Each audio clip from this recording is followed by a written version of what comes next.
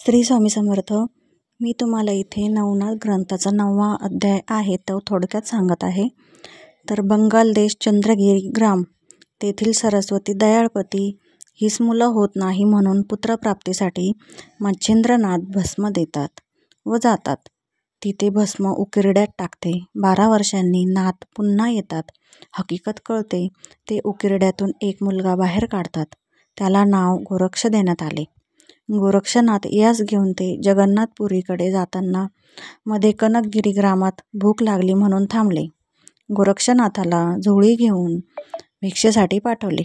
गावात एके ठिकाणी श्राद्धाचे जेवण चालू होते. गोरक्षाने भिक्षा मागितली. तेथील स्त्रीने एक ताट पूर्ण भरून दिले.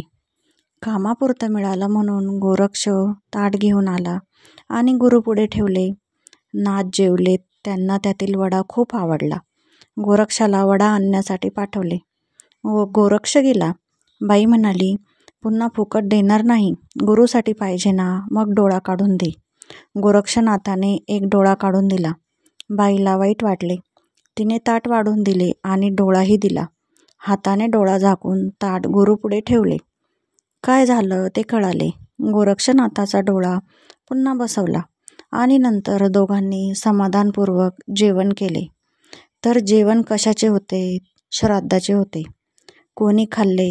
मच्छिंद्रनाथ आणि गोरक्षनाथ यांनी. तर कोण आहेत हे दोघे? तर जसे की आपला ज्यांनी संप्रदाय वाढविला ते. त्यांनी ते श्राद्धाचे जेवण केले आणि शिवाय 2दा मागवून घेतले. त्यांनी जर श्राद्धाचे जेवण केले आहे तर आपण कोण आहोत श्राद्धाचे जेवण नाकारणारे? म्हणून कोणीही श्राद्धाचे जेवण करायला पाहिजे, नाकारू नये. त्यालाच आपण महालय अमावस्या विशेष म्हणजे सर्व पितृ अमावस्या असेही म्हणतो.